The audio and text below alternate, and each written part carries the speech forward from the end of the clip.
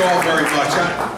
There's already so much that I'll remember from tonight, not just the chairman's introduction and his attack on the New York Times, which I appreciated so much. There's got to be somebody in this room to do it other than me, so I appreciate it. Gave me the night off, thank you. But whenever I go on these trips, and when Mary Pat doesn't accompany me, and she's back in New Jersey tonight because our oldest daughter is finishing summer school at Notre Dame and coming home tomorrow morning. So she said, "You're on your own for this trip, buddy. I'm going to be here when Sarah comes home." And but whenever I come home, she'll always ask me, the first thing she'll ask me is, "What's the most memorable thing that happened on this trip?" And she loves asking me that question. Now, I still have a whole other day tomorrow in Iowa, but I can't imagine that there's going to be anything that's going to be more memorable than when I tell my wife that I was in Clinton County, Iowa, and they didn't have the butter for the corn. How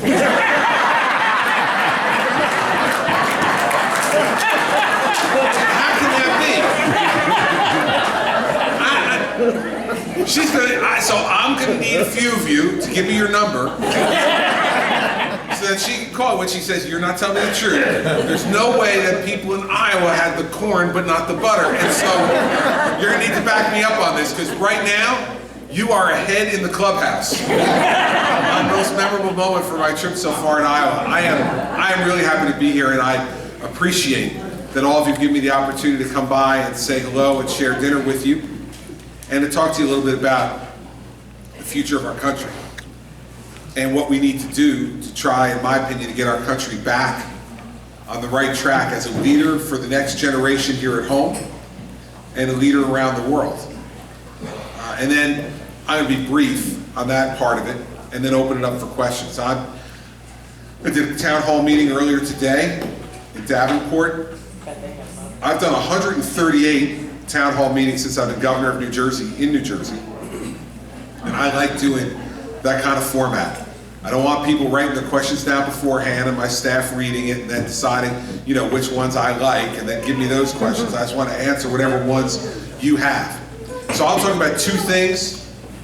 There's lots of different things we can talk about tonight off the top for me, but I want to talk to you about two things that are particularly on my mind, and then we can go on to whatever it is you all want to talk about. In a presidency that I think many of you in this room would agree has been extraordinarily disappointing. I think that we'll look back on the history of the Obama years and we will see this moment, the last 10 days, as the worst moment in this presidency. This president's decision to sign a nuclear arms deal with Iran is going to be something that I think, if permitted to go forward, will change the course of history. This president is intent on making history. I think he's just done it. But he's done it in a way that's going to put him in a bad part of the history book. Now, forget the fact that it's a bad deal. And it is a bad deal for us, it is a bad deal for our ally Israel, it is a bad deal for the rest of our allies in the Middle East. It's a bad deal. I mean, just think about it. We're going to be lifting economic sanctions against Iran. We're going to be turning over somewhere near $150 billion in assets, cash, back to Iran. We're going to be lifting the traditional arms embargo, conventional arms against Iran in 5 years. We're going to be lifting the embargo against technology to allow them to build intercontinental ballistic missiles in 8 years. And then after 10 years, there's seemingly little or no restriction on their ability to enhance their nuclear capability, and probably sooner, because we know they're going to cheat. And that's all bad. But here's the worst part of it as an American to me, is that our president, and we were talking about this tonight, we have one president at a time. Whether we agree with that president or not, agree with his policies or not, we have one president of the United States at a time. We want to respect the office. And our president, 10 days ago, got on national television, looked us in the eye and lied to the American people. When describing this deal, he said, we don't have to trust the Iranians. We have to trust them. This deal is based on verification. He said, this deal allows us anytime, anywhere access to inspect in Iran if we believe they're cheating on the agreement. Ladies and gentlemen, that is a flat-out falsehood. Because when you look at the agreement, this is what the agreement really says. It says we can ask to inspect anywhere, anytime, but then they can object.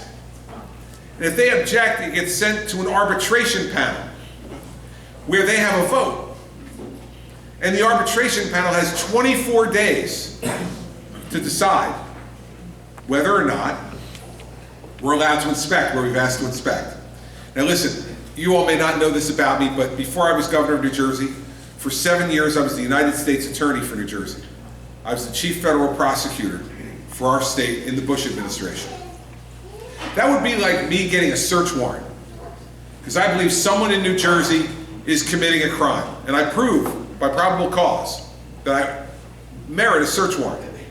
And then I go to that person's home and I knock on the door and I say, listen, we have a search warrant here from the court. I want to search your home to see if there's any evidence of criminal conduct. I'll be back in 24 days to do so. Now I need to tell you, everybody, even the stupidest criminal in New Jersey, and we pride ourselves, by the way, on having some of the stupidest criminals in America, right there in the beautiful Garden State. That's how I caught a lot of them. It's hard to catch the smart ones, but good news is we got plenty of stupid ones. But even the stupidest criminal in New Jersey, when I came back in 24 days, that evidence would be gone. And the Iranians are not stupid, everybody. The Iranians are not stupid. This president told us anytime, anywhere. And he lied to us. Because he wants his place in the history books. People have said, why does the president, they've asked, why does the president see that he believes the Iranians are changing? Now, most of the folks in this room are old enough, like me, to remember 1979. To remember that these are the people who took our hostages. That these are the people that held them for 444 days. That these are the people who burned our flag day after day. And these are the people who, up until just last week, were still chanting death to America. How could he possibly think that these folks have changed? And even just a couple of days ago, the supreme ruler, the Ayatollah, said, this will have nothing to do with changing our relationship with America. We don't trust America, and this will change nothing. Only Barack Obama thinks it'll change something. And people have asked me, why do you think it is? When it's so obvious to the rest of us, using common sense, that they haven't changed one bit. Why does the president think that? I will tell you, he suffers from a disease. And that disease is he always believes he's the smartest person in the room. And that's a disease, everybody, let me tell you. When you believe you're the smartest person in the room, you believe you see things, understand things that no one else sees or understands. It's that arrogance that our president has, that is leading him to do what he's done.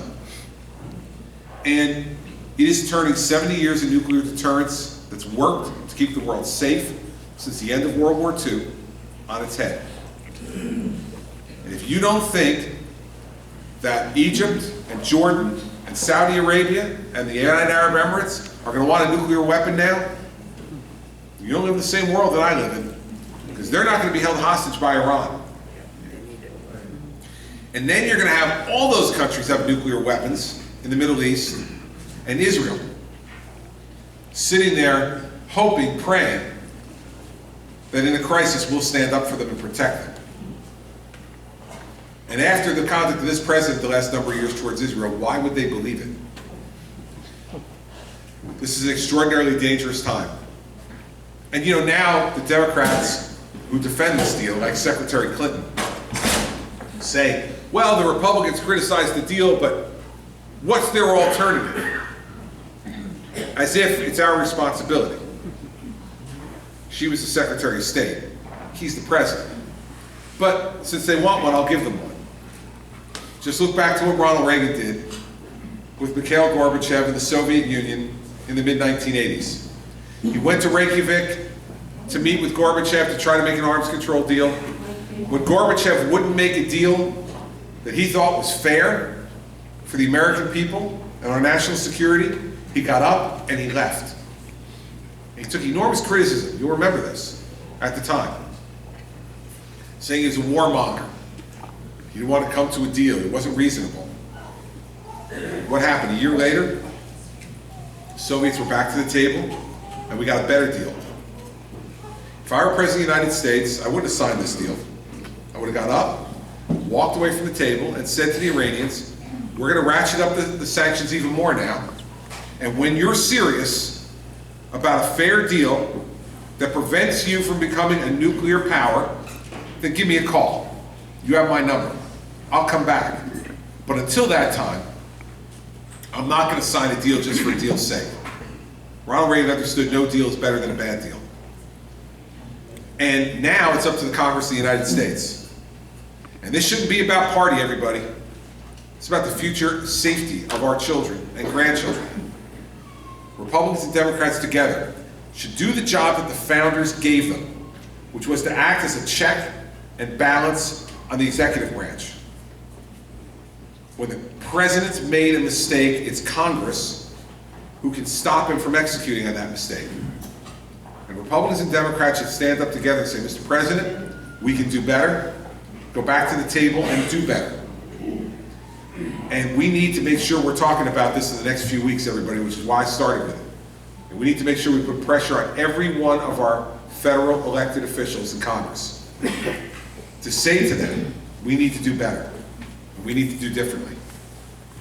And so, if we don't, I can tell you it'll just be the next sign of American weakness and vulnerability around the world. And we're all feeling that already. We don't need to feel more of it and be subjected to more of it because of this president's weakness and his timidity to not stand up for what matters in our country. I can guarantee you this much.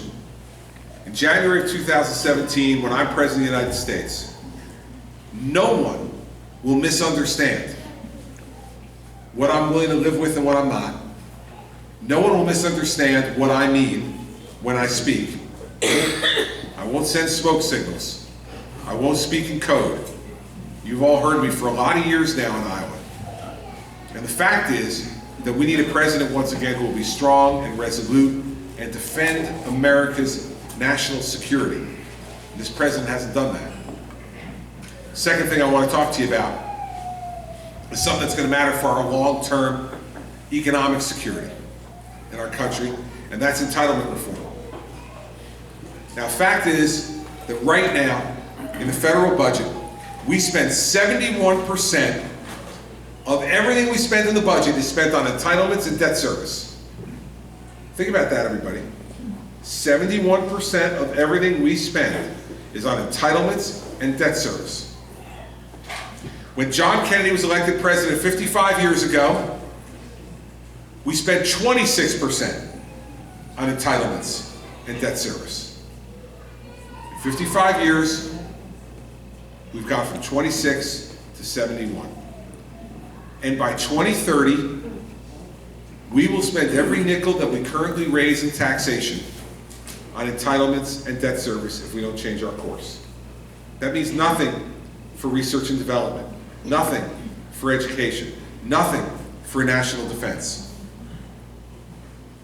This is a problem we have to deal with. Now, you know politically, no one wants to talk about this. Every political consultant will tell a candidate, don't talk about entitlement reform. It's the third rail of American politics. You touch it and you die. Well, I made a decision. I'm not going to touch it. I'm going to hug it. We're going to grab onto it. We're going to talk about it.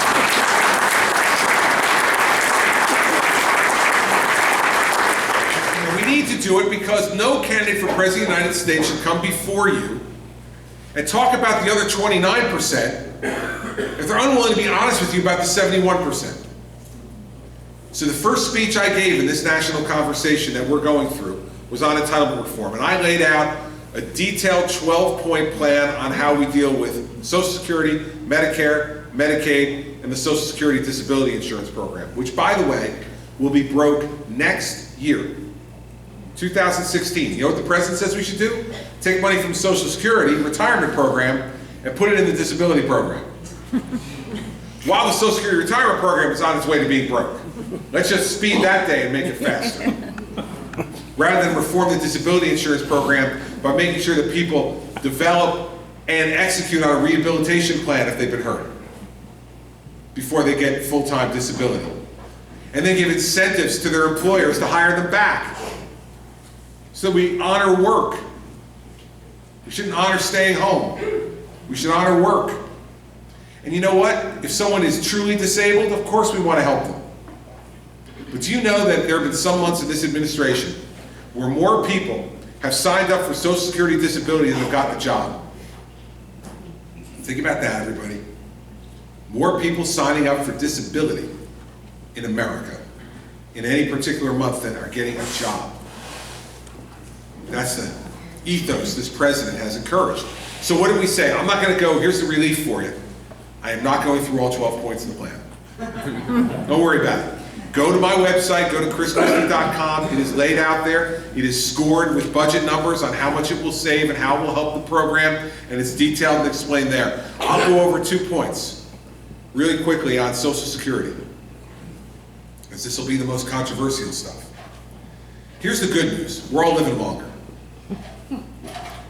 The average life expectancy now for a woman in America is 83 years old. The average life expectancy for a man is 79 years old. I see. You know, it always happens. There's some lady who starts to chuckle about that. It's you. I'm not surprised. Let me just say, though, I want to remind you that 10 years ago, the ladies had a 6-year lead on the men. You're down to 4 years. Here's the bad news. We're gaining on you. And here's the really bad news. You're expecting that 4-year vacation from us? At the end, you're taking a deep breath going, all right, at least I'll have 4 years off.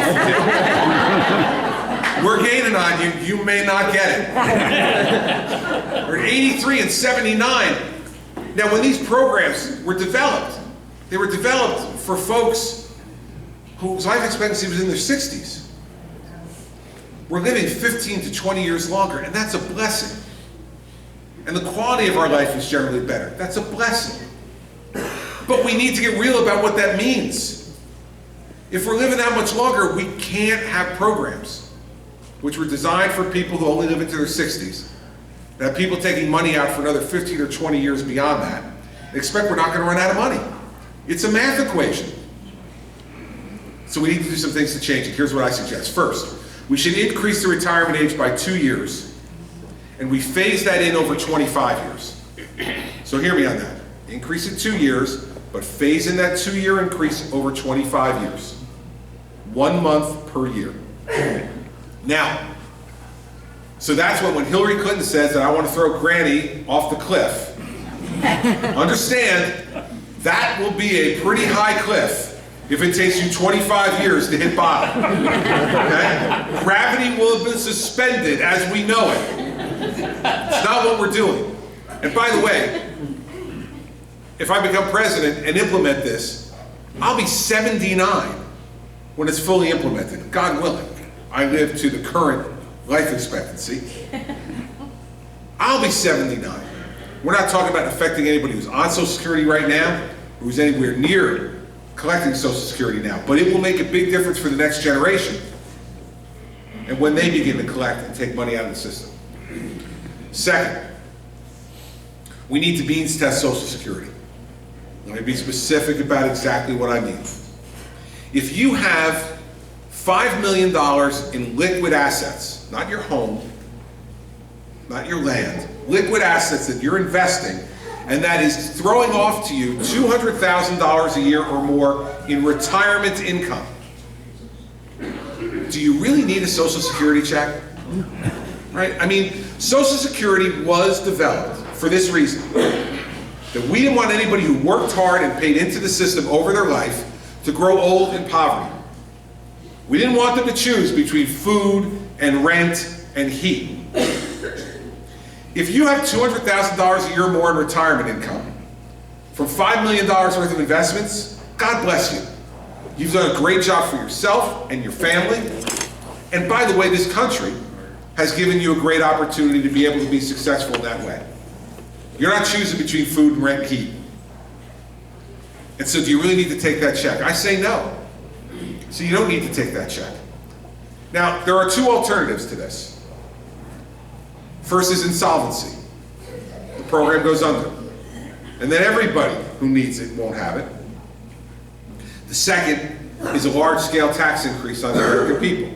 Now, here's the thing. A gentleman came up to me before and said to me, what about taking the cap off Social Security and making everybody pay more taxes? Here's my problem. I don't want to give the government any more money. They're taking that money now.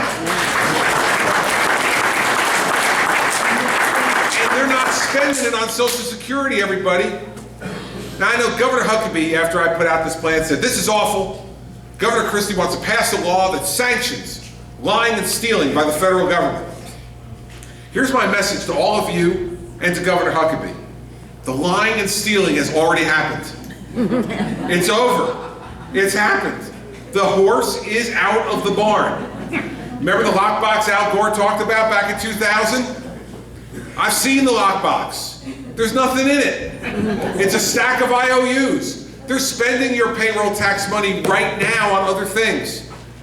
And in return, into Social Security, they're putting IOUs. The lying and stealing, unfortunately, ladies and gentlemen, have occurred. And you know what? Especially here in Iowa, where all of you are so engaged in politics and public life, you know that. I didn't just break news to you. I didn't just split the atom. You know. So let's have an honest conversation about it. And let's fix it. Because the government says that Social Security is solvent for another 15 years. Harvard and Dartmouth just came out with an independent study that said it's 7 to 8 years. So you read the study and say, well, why the difference? Why half as long? Well, they say, and you imagine this is true of the government, right? They said the Social Security Administration, come up with their numbers, has done two things that are flawed. They have overestimated fertility and underestimated life expectancy. That is a bad combination for Social Security, right? To overestimate fertility and underestimate life expectancy, bad thing. Because then you're not going to have as many people paying in as they think they are. And you're going to have more people taking out for longer. And I would do the same thing with Medicare. Increase the eligibility age 2 years, phase it in over 25. And if you have that $5 million in liquid assets, throwing off $200,000 in retirement income, well, right now we subsidize your Medicare premiums by 75%. How about we only subsidize it by 10%? For people who have more than $200,000 a year in retirement income. Pay for more of your health benefits so that we have the program there for the people who can't, who otherwise would just have to be charity cases at an emergency room where they may not get the best care. It's going to cost us a lot of money too anyway. I don't think these are unreasonable things to do to try to fix these programs, because we're at 71% heading to 100% of what we spend in the tax dollars we collect today. Can't have it. Now, you know, there are going to be plenty of candidates who come up before you, and we'll talk about this. And they'll say to you, like, don't worry, I have a plan that will make Social Security solvent and it won't cost you anything. Be careful. We've heard that hoo-ha before, everybody. We've heard it. And we know in our gut that it doesn't make any sense. And one of the things that I enjoy so much about coming here to Iowa over the years, for Governor Branstad and for Mitt Romney and for the Senate Republicans here, is that when I meet Iowans, they go with their gut. You know what's true and what isn't. And you know who's trying to avoid the issues and who isn't. I did not run for President of the United States to be elected prom king. I'm not looking to be the most popular guy who looks you in the eye and tells you what I think you want to hear, and then pray to God you won't remember it once I get into office when I do the opposite. I had no interest in being that kind of president. That's why I have more details than anybody else.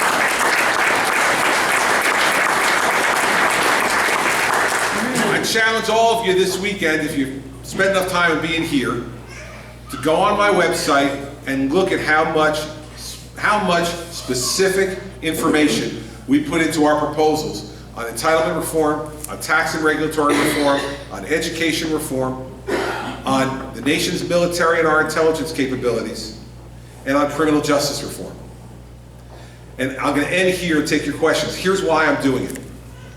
7 years ago, a majority of the American people voted for a bumper sticker. Hope and change.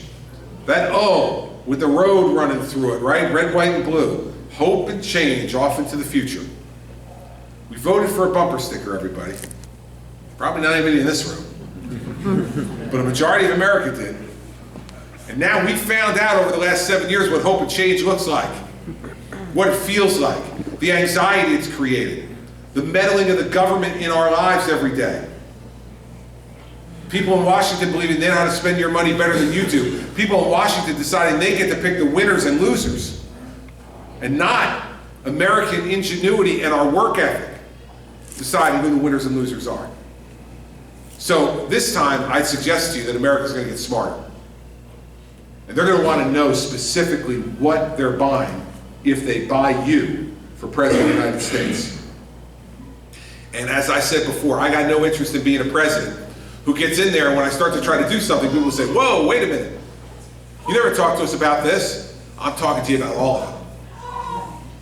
And so that if you decide to vote for me this year, then you're going to know exactly what you're getting. Because folks in New Jersey say a lot of things about me, both good and bad. Remember, I got 750,000 more Democrats than Republicans in New Jersey. I have an all-Democratic legislature. 24-16 in the Senate, 48-32 in the lower house. You know what that means? None of them are waking up every morning saying, hey, how can we make the governor happy today? How can we do what he'd like us to do? How can we put a smile on the big guy's face? How can we do that? No. I have governed in as tough a place as there is to govern as a Republican in this country. We haven't elected a Republican to the United States Senate in 42 years. It is the longest streak of any state in America. So don't talk to me about California or New York as the bluest states in America. They had Al D'Amato, they had Pete Wilson, they had Republicans. We haven't had one since Clifford Case. Anybody remember Clifford Case? I barely remember Clifford Case, and I live there. So it's a tough place to govern. But what they'll all say to you is, I don't always agree with everything the governor says or he does. But when he says he's going to do something, he does it. And when he says he won't do it, he won't. And that's the kind of leadership I think we need in America once again. A certainty and a strength.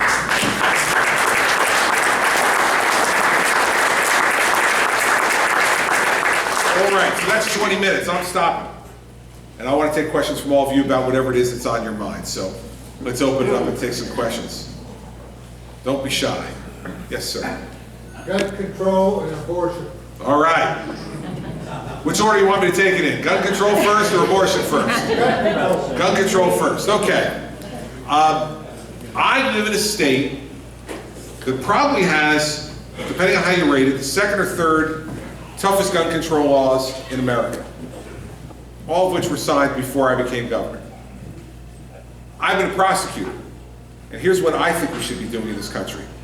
Not worried about writing new laws, but enforcing the laws that we already have on the books across this country against criminals. Criminals are the ones, they're not going through a background check to get their gun. They're not going to a gun store and buying it. They're buying it on the black market, they're buying it and chiseling off the serial number, and they're using it to commit crimes. We should not be creating new laws or enforcing laws against law-abiding citizens who have their guns either for self-defense or collecting or hunting. And what we should be doing is have an attorney general who's going to aggressively go after gun crime in this country and put the people who commit crimes with guns behind bars and put them behind bars for a long time. That kind of violence shouldn't be permitted in our country. And I think we need to protect the rights of folks who are law-abiding citizens to do what they want to do under the Second Amendment, but go hard after the people who are using firearms to commit crimes. On abortion, I'm pro-life, and I'm the first person in New Jersey since Roe versus Wade who's pro-life and has been elected statewide, not only once, but twice. And I've run unapologetically as a pro-life candidate. Never hid it, never tried to say, well, kind of. This is who I am, and it's what I believe. And I absolutely believe that every person who's going to consider a candidate for President of the United States needs to know how you feel about those issues. They have a right to know. And so I've been very clear about that ever since I ran for office, for governor, this last 2 times. I'm pro-life. I believe in the sanctity of human life, but I want to add one thing on this, because I think the life issue is bigger than abortion. It's bigger than abortion. I'd suggest to you that being pro-life is easiest when the child's in the womb. They haven't done anything to disappoint us yet. Pro-life gets a lot harder when they come out. And let me just say, we need to be pro-life for the 16-year-old drug addict who's on the floor of the county lockup. That life is a gift from God too.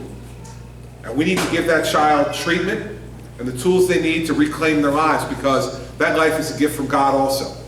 And it's precious.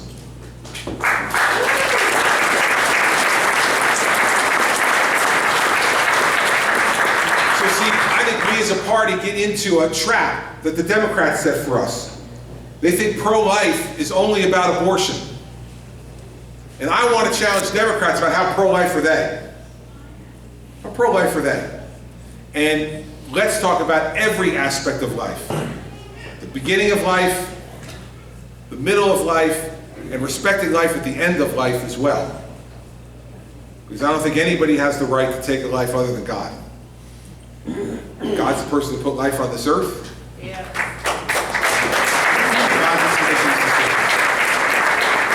And that's the answer on abortion and on guns.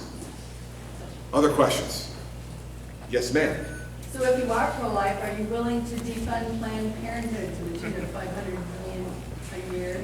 Well, see, this is the difference between people who are in Washington, D.C. and sit on subcommittees and talk and propose bills and talk and talk and talk. When you're governor, you actually have the opportunity to do things. I defunded Planned Parenthood in New Jersey 6 years ago. And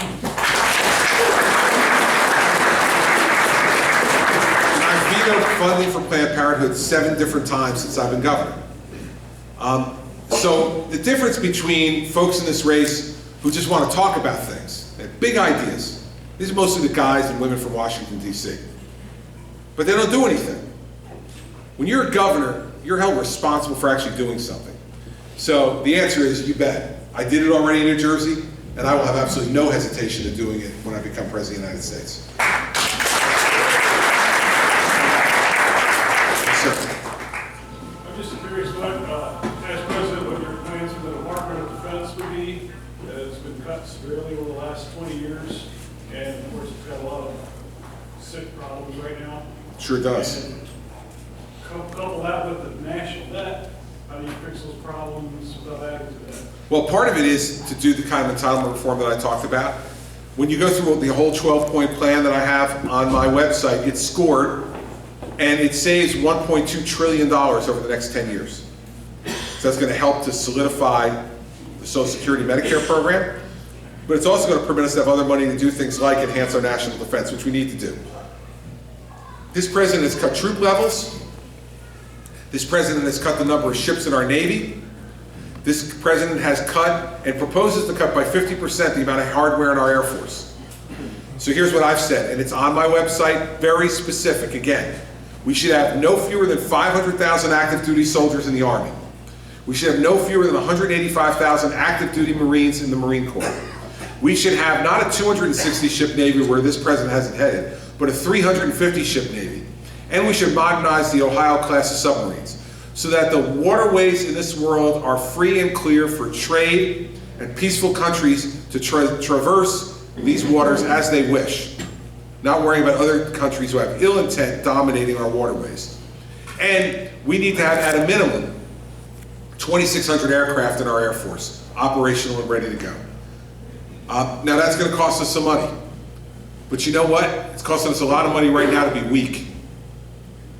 All these brush fires we see around the world, Libya on fire, Egypt under martial law, Syria on fire, Iraq on fire, Turkey on the edge of war, war in Yemen.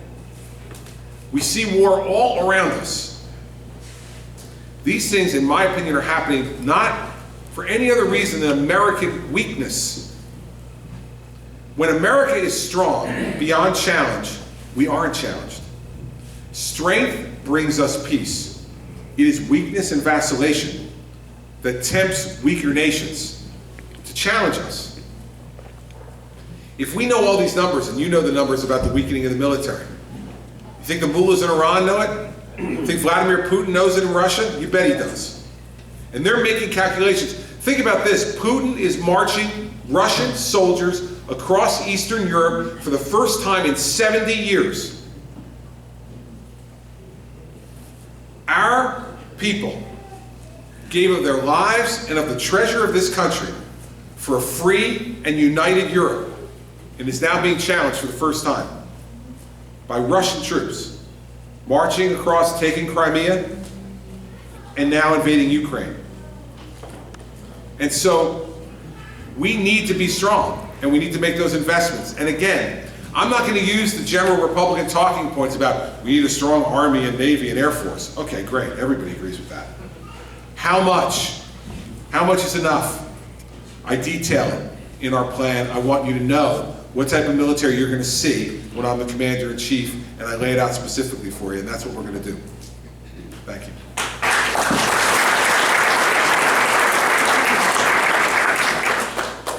During the current administration, the number of people on food stamps has gone from 20 some odd million to 45 or 6 million. That to me doesn't indicate that we have a very healthy economy.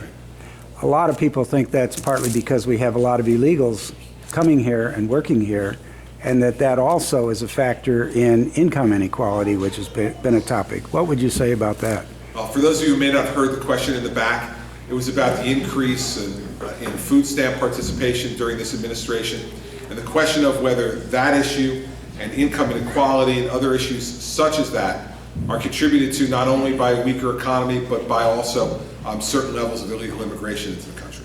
Fair representation? Yes. Okay. A few things on that. The weakness in our economy is driven, in my view, predominantly by this administration deciding that we're going to have a government-controlled, top-down economy in this country. That we are going to have policies out of Washington, D.C. that pick the winners and losers, who's going to do well and who isn't, heavy taxation, heaviest regulation in the history of this country, and that they're going to decide who wins and loses. That no longer will the power of your idea and the power of your work ethic be determinative. Our income inequality problem, I don't think, is caused in the main by the things you mentioned. I think it's caused by an opportunity inequality problem.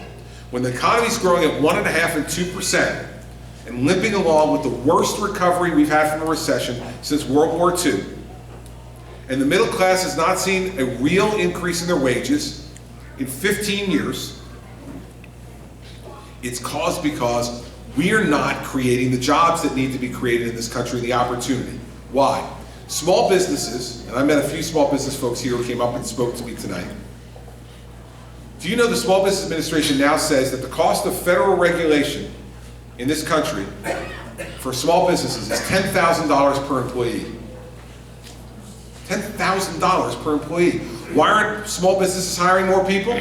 One of the reasons is they're paying the secret tax, the hidden tax of regulation.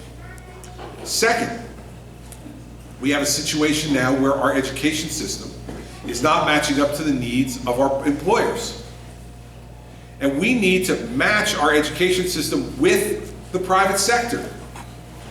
We need the private sector to tell us, what kind of employees do you need? What kind of training are there jobs available for? I had a gentleman here tonight who said to me that he needs to hire 2 machinists. Can't find them.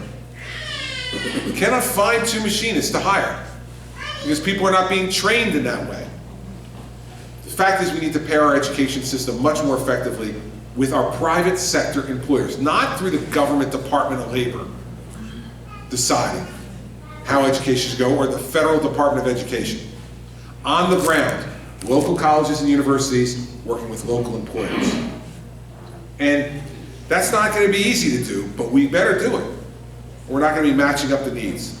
Last part is we have a tax system that is so geared now for the rich in this country that it is stymieing the ability of anybody else to be able to grow their income. Remember something, this president who has complained about income inequality incessantly, and we'll hear it from Hillary Clinton. By the way, you heard her two big ideas for income inequality? Paid sick leave and raise the minimum wage. When did somebody getting paid sick leave ever grow the economy? How's that going to create jobs? It's pandering. It's pandering. They're talking in New York City now about a $15 an hour minimum wage for fast food workers. Now listen, I'm not opposed to people making whatever they can make, but you know what's going to happen for a $15 an hour minimum wage for workers in the fast food business? Fewer workers in the fast food business. How many restaurants do you think you're going to see after this have iPads sitting at the front, and you tap what you want on the iPad and someone will bring your food out? I mean, that's where we're headed. I think what we need to do is simplify our tax system. And I put this forward in very specifics, great specifics. We need to have only 3 rates. 28% should be the highest rate. That's what it was when Ronald Reagan did tax reform with a Democratic senator from New Jersey, Bill Bradley, in 1986, 28%. Lowest rate should be 8%. Then put one bracket in between those two. Set it at whatever we negotiated at. Get rid of all of those loopholes and deductions except for 2. Your home mortgage interest deduction and your charitable contribution deduction. Other than that, you may like some of them, sorry, we need to get rid of it. But then you can do your taxes in 15 minutes. Here's how much I made, here's how much I paid in mortgage interest, deduct that. Here's how much I donated to charity, deduct that. Here's the number, multiply it by whichever of those 3 brackets you fit into, send your check and go home. 15 minutes. That's what we need to do.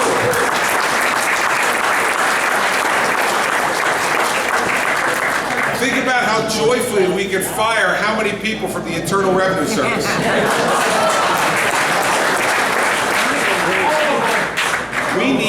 We need to do this to address the issues that you're talking about. And in the end, an American economy that's growing at 4 or 5%, which we have done before under John Kennedy and under Ronald Reagan and under Bill Clinton. American economy that grows at that rate. Listen, Mary Pat and I went to college together. I graduated in '84, I married a younger woman. She graduated in '85. That was the truth.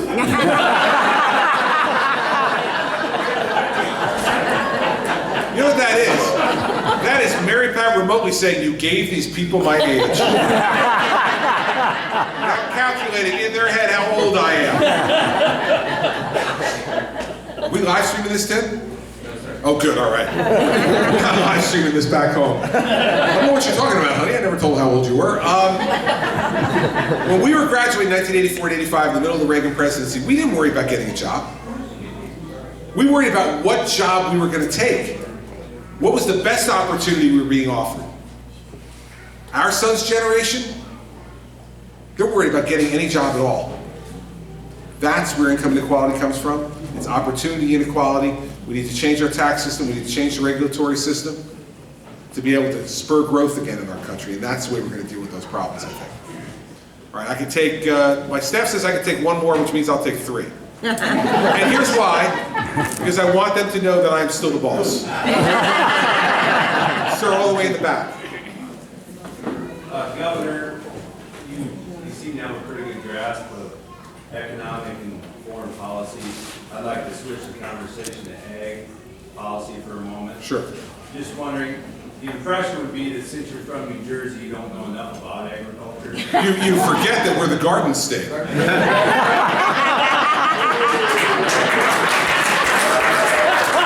me give a commercial here. The #1 producer of blueberries in America. The #2 #2 producer of cranberries in America. When you have that Ocean Spray cranberry juice in the morning, thank New Jersey, everybody. Go ahead, sir. The commercial is over now. So, what I would ask is a two-part question.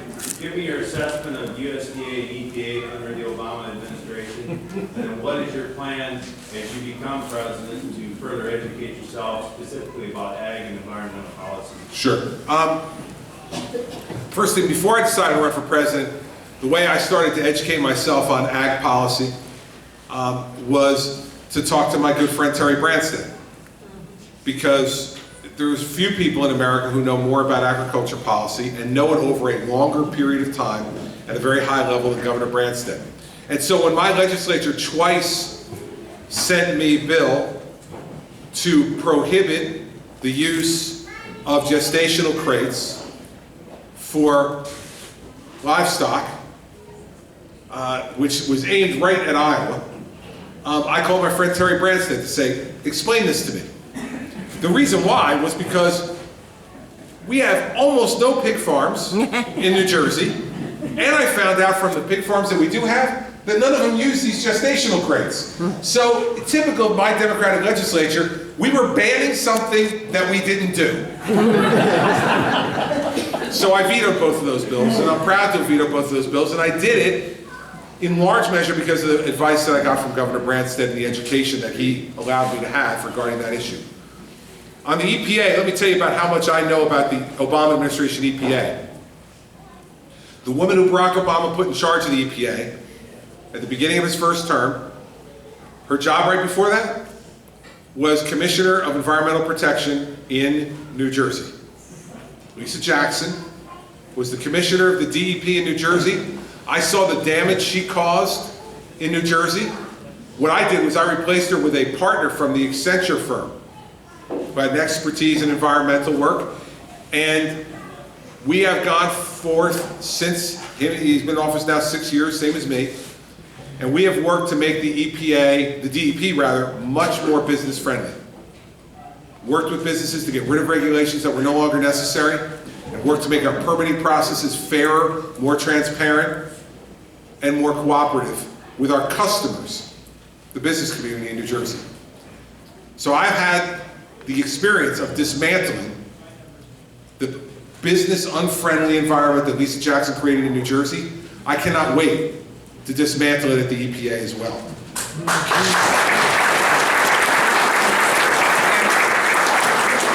What the EPA is doing with these water rules here is ridiculous.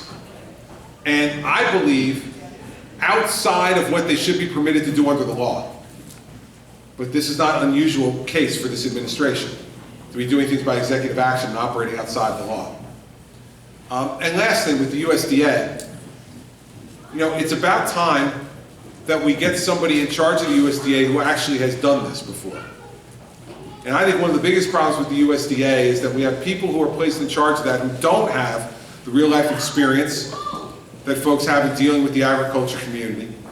And all too often are professional Washington folks who are just putting forward an agenda that's been given to them from on high, and the political operators trying to make a political point. So in the USDA, what I would do is go and find someone who can look me in the eye and tell me and teach me about their real life experience and how that will make the process easier for those people who are growing and developing the food, not only for our country, but for around the world here in America. And that would be my approach to it. All right. Yes, sir. Governor, you have a good handle on what's wrong with the present administration. What can you do, or what will you do on the scandals that are in the administration with the FBI, the IRS, ATF, and all the others? Well, the first thing you do is you get an attorney general who will put up with that nonsense. That's the first thing. Remember, please never forget that I am the only person who will be on that stage a week from Thursday in the first debate in Cleveland who has ever prosecuted a case, who's ever investigated a terrorist, who's ever used the Patriot Act, who's ever interacted with the FBI or the ATF or DEA to bring justice. Here's what I used to tell my assistant U.S. attorneys in the 7 years I was in charge of New Jersey. I used to tell every one of the new ones who came in, I want you to remember something. Look at the seal that's on my podium. And they'd say, yes, sir, I see it. I said, does it say the Department of Prosecution? They said, no. I said, that's right. It says the Department of Justice. Our job is to make sure justice is done. Sometimes that means prosecuting people. Sometimes it means not prosecuting people. Sometimes it means staying out of people's lives, not getting into the middle of it. It is the Department of Justice. And I'm the only person who's had the experience of working in the Department of Justice, in administration that I'm very proud to have been a part of, that defended this country after 9/11, that kept our country safe, our homeland secure, put violent criminals in jail, held to account those people who committed securities fraud and bank fraud, unlike this administration where no one has gone to jail for those crimes. I am proud to have been a part of a Justice Department that understood that our mission was to give the American people the confidence that justice will be done in this country. Not prosecution, justice. That's the kind of Attorney General I'll appoint, and that is the type of conduct I will demand from my Department of Justice. And they won't be able to throw the high, hard one by me, because I've done it. I've not only talked the talk, I've walked the walk on this for 7 years of my career. And so that's the way you address these scandals, by setting a strong example at the top and by selecting someone to run those departments who you can be proud of and who understands what the mission is.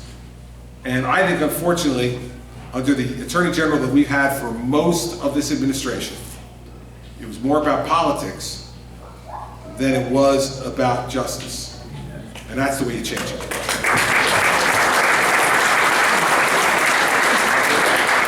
Yes, sir, out right there. I'm just wondering, would you comment on Obamacare insurance? Sure. Obamacare was a mistake from the beginning. And here's the fundamental mistake. There's lots of things wrong with it, but here's the fundamental mistake. That they believe that a system developed in Washington, D.C. for all 50 states could somehow effectively and efficiently set rules, regulations of conduct for 1/6 of the American economy.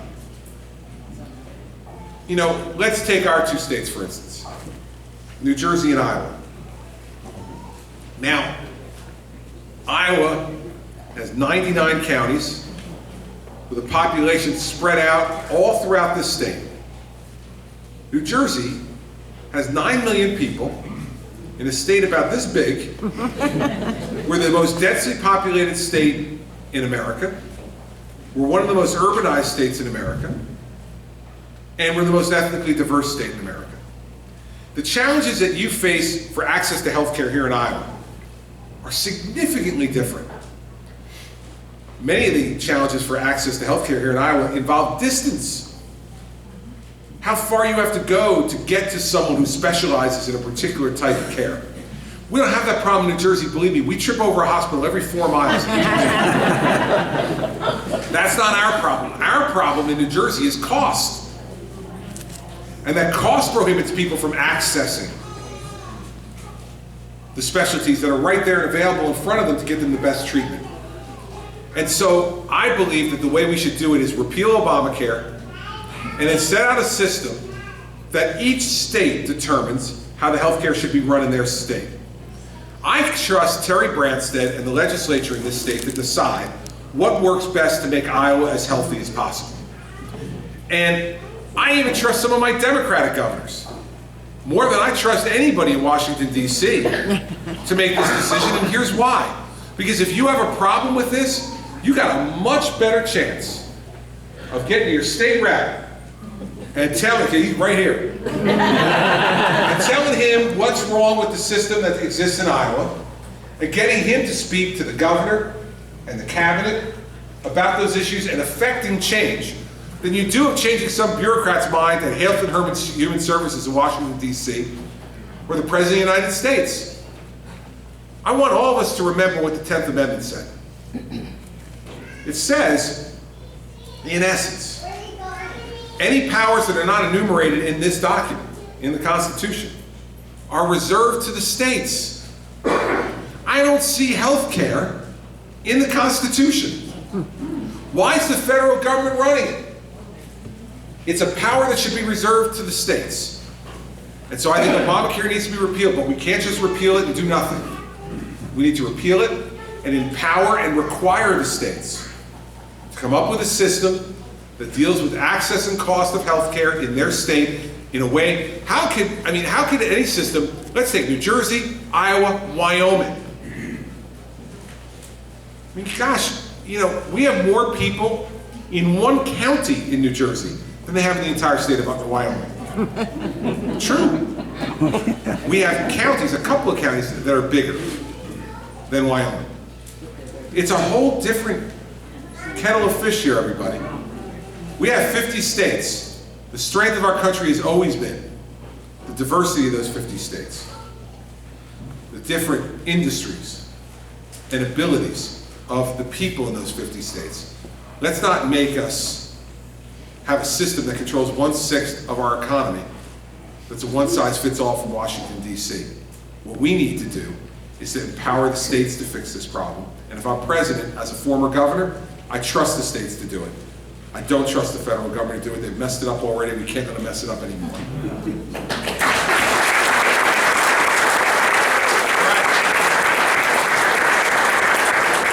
I said 3, I'm doing 4 because I'm just feeling good. So let's take yours. This will be the last one for tonight because then I got to drive to Des Moines. Yeah. Yeah. It's no big deal. Yes, sir. My question, sir, immigration and the southern border, what would you do? All right, we need to do 4 things first to secure the border. That's got to be priority number 1. And I don't think there's one answer.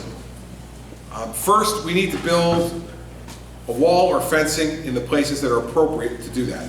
I am not a proponent of building a wall along the entire 2,000-mile border.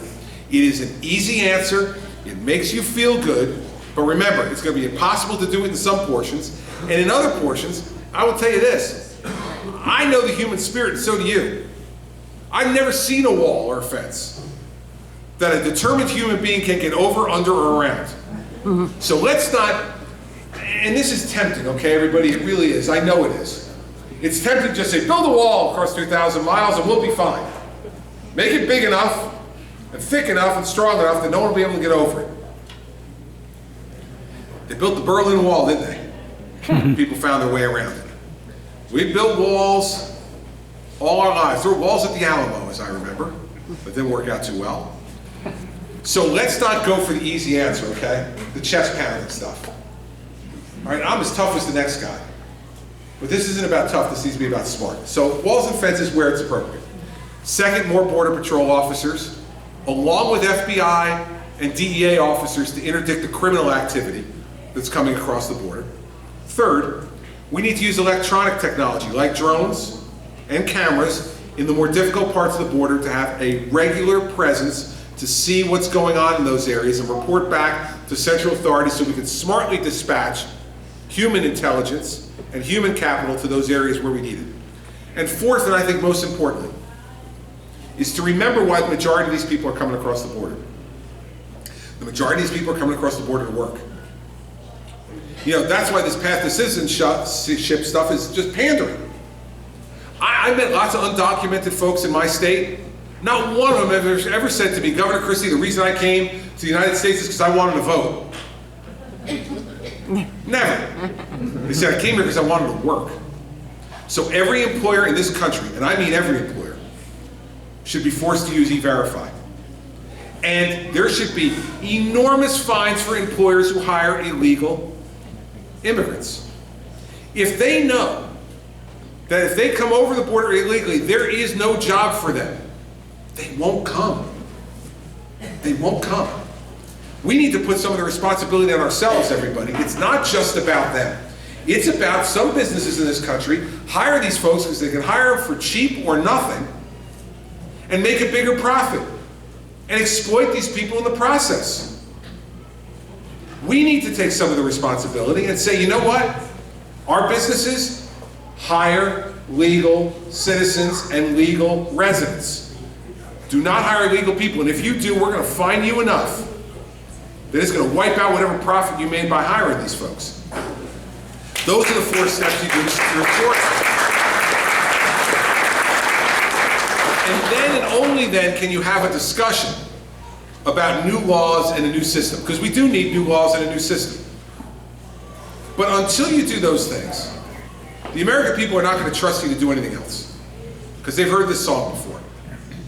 And so I absolutely believe we need to do new things. We need to encourage more legal immigration, and I'll end with this.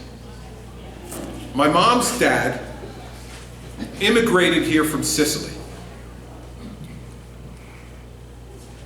His mother, my great-grandmother, gave birth to him on the boat from Sicily to the United States, in the middle of the Atlantic Ocean. That's how badly my great-grandparents, when their ticket was called to legally come to the United States, wanted to come. My great-grandmother, 9 months pregnant, got on that boat because she and my great-grandfather said America is the place where we can build a better life for ourselves. My great-grandfather was a mason. He worked with his hands, a bricklayer.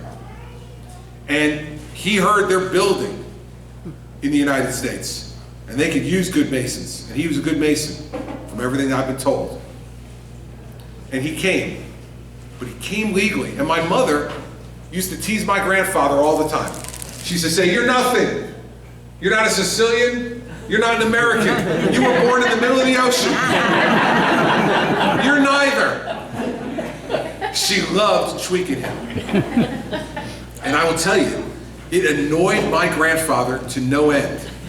My grandfather would get angry. Now, my grandfather died when I was 9 years old. So I don't have a lot of recollections of my grandfather, but I have this one, because he'd get hot. And he'd say to her, "You're wrong, I'm an American. They made me an American when I arrived at Ellis Island." He was proud of it.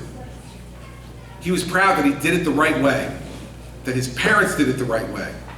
And he was a Mason then too, and learned from his father.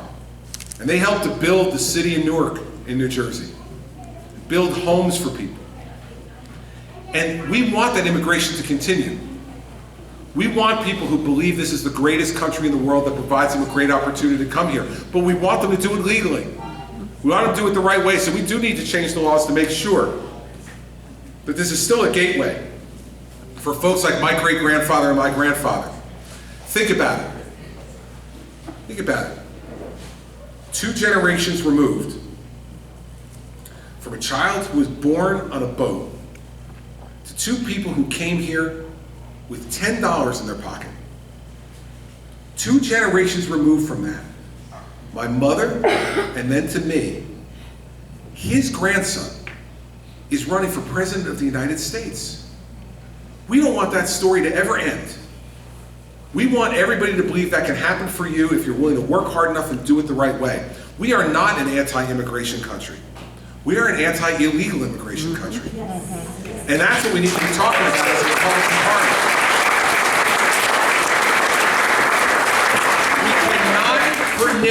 We could not, exactly. And that's what my grandfather, hey, listen, my great-grandfather had to learn English, and my grandfather had to learn English, and here's the thing. We cannot allow the Democrats to paint us as an anti-immigrant party, because we're not. We're not an anti-immigrant party. But we better be careful about some of the voices in our party who make us sound like we are.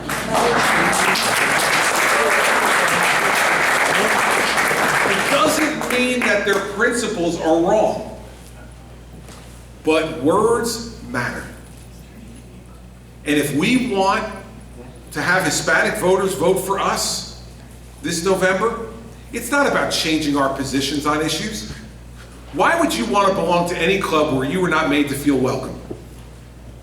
And through some of the rhetoric we've used, some of the people in our party have used, we have made Latinos in this country not feel welcome in the Republican Party. We got to change that, everybody. We have to. Not only because it's the smart thing to do politically, it's because it's the right thing to do. It's the right thing to do, and every one of us knows it in our heart. So I want to end with this, because it's 8:30, and you all need to continue to have fun and get me the heck out of here. Here's the thing. You'll go on my website, I hope, you'll look at all the specific things I put forward, you'll make an evaluation of what you agree with and what you don't agree with, what you think I should have mentioned that I didn't, and what you think I put in there that I should have never put in. That's fine. And every candidate will have those moments, and everybody's going to put forward plans. No one's put any plans nearly as specific as mine forward, but maybe they'll get to it at some point. But that can't be the only way you make this decision. Because you can't anticipate every problem that's going to come across the president's desk. No matter how hard we try, no matter how many town hall meetings we have, no matter how many events like this we have, no matter how many questions I take, you're not going to, nor am I going to anticipate every problem that will come across my desk as President of the United States. So how do you make this decision? If you can't know the answer to every question, what's the missing piece?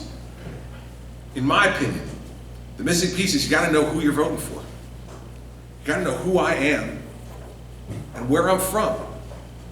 So you can judge, do you trust me? Do you trust me to make that decision that we couldn't have talked about beforehand, but it's going to come across my desk? So you need to know who I am and where I'm from. We're all a product of our parents. And I alluded to my mom before. You know, I have an Irish father, and I have a Sicilian mother. Yeah. For those of you chuckling, you know why. You see, this means that as the oldest child in that family, I became expert at dispute resolution at an early age. I don't want to say, and it would be disrespectful for me to say that my mother was argumentative. And I think the best way to put it would be, my mother just never found an argument that she didn't think was worth having. And she set the rules in our house, you know? I mean, listen, my mother's biggest rule in the house was, there is no suffering in silence. If you have a problem, tell me. You got a grievance? I want to hear about it. You're worried about something? Fill me in. I'll try to help. But I have no sympathy for you if later on you say, well, I was worried about or concerned about this, but I didn't want to bother you with it. No, no, no. It's not the way it works in our house. Now, I think, in retrospect, that the reason she had this rule is because she used it more than anybody else. I mean, every grievance she had, slight, major, and in between, was out there. And it was out there at a pretty high volume. And when we got older, we could push back a little bit and say, Mom, stop, I get it, all right. Do I need to hear this now?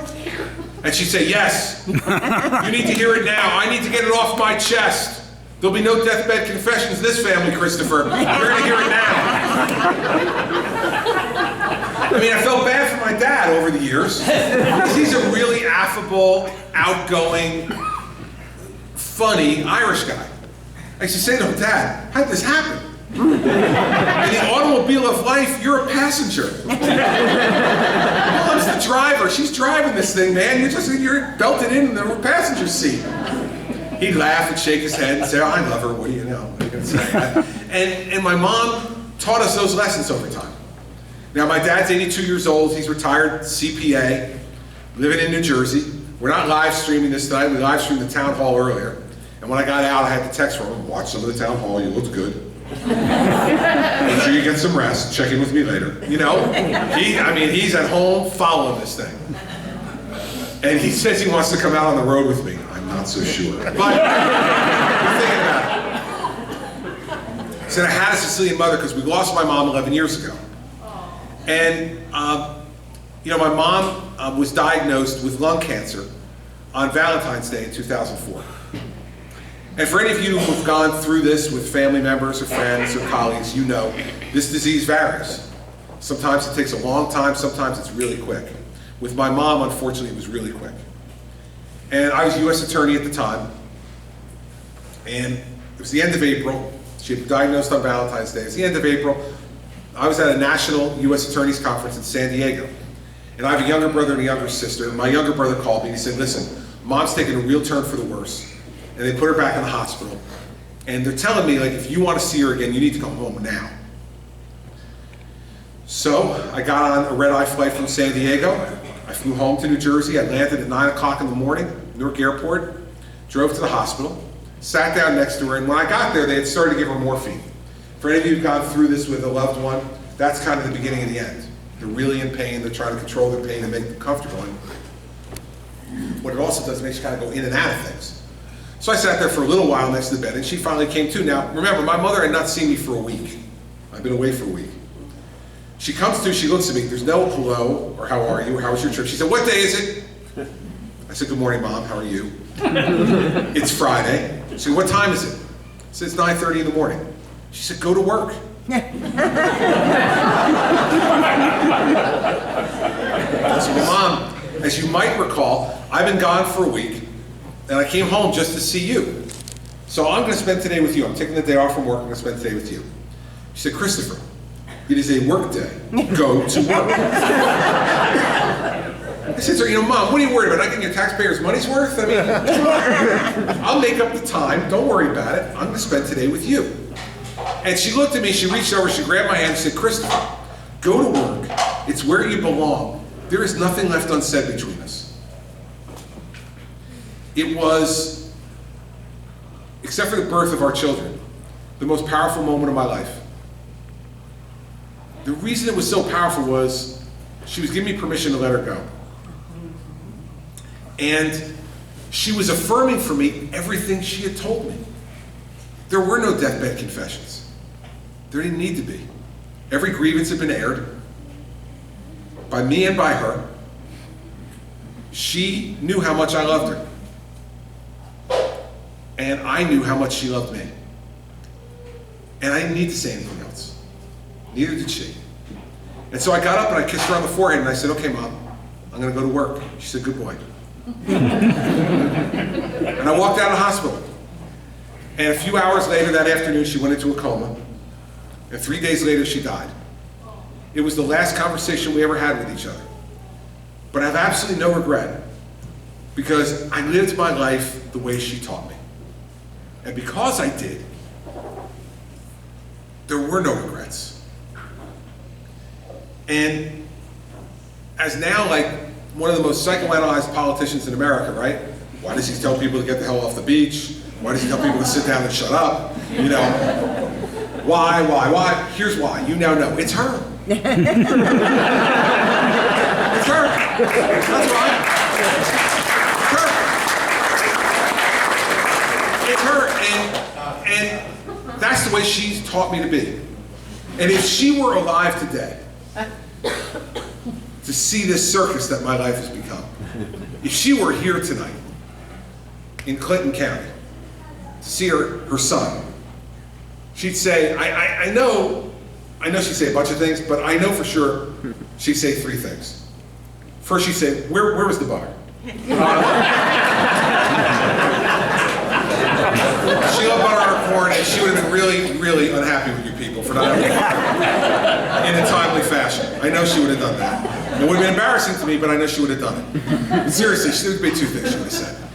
She'd say to me first, so, you're running for President of the United States, Mr. Big Shot. Don't change. I changed your diaper. I know who you are. Try to mess around with me, buddy. She'd want me to keep my feet on the ground. And she'd want me to keep my head on my shoulders. And the second thing she'd say to me is, listen, if you're really going to do this, and you're going to ask these people to trust you, and give you the greatest amount of trust they can give to anybody outside their own family, to vote for you to be President of the United States during an extraordinarily difficult and dangerous time in our country's history, you better tell them what you think, and you better tell them how you feel. And you better not hold anything back. Because in a trusting relationship, that's what you do. And so, I'll put forward all kinds of proposals. We'll do all kinds of different things during the course of this campaign. But here are the four things that you can take to the bank if I'm the President of the United States. You'll never have to wonder what I'm thinking. You'll never have to wonder what I'm feeling. You'll never have to wonder what I'm willing to fight for. You'll never have to wonder how hard I'm willing to fight for it. Everything else everybody is going to be up to negotiation and compromise and up for grabs and fighting and bickering and hopefully resolving. But those 4 things will be a constant, and the reason they will be is because that is who I am. And you need to know that before you go to those caucuses and decide who you're going to vote for. And you need to know that about the person who's going to put their hand on that Bible on January 20th, 2017 in Washington, D.C. and inherit this mess that this president is going to leave for the next person. And that's why I'm in Iowa tonight. That's why I'm leaving my family and traveling around the country. There's no other reason to do this than, someone asked me before, why did you decide finally to run for president? And I said to them, because I really believe the country's in trouble, and I really believe that my personality and my experience and my ideas can help us get us back on the right track.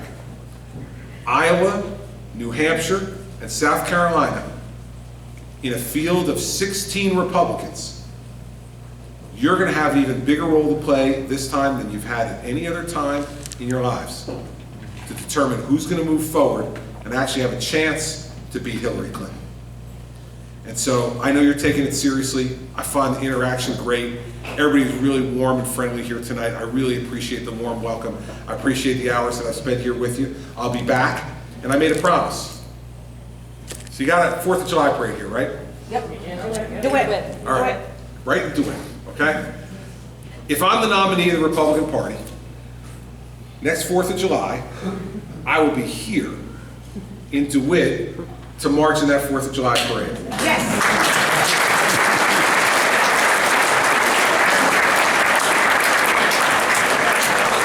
As long as you don't screw the whole butter thing up again, all right? So, thank you all very much for having me tonight. I appreciate it very much.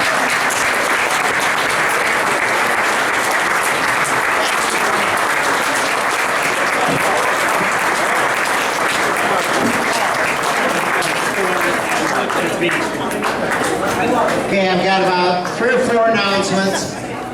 We've got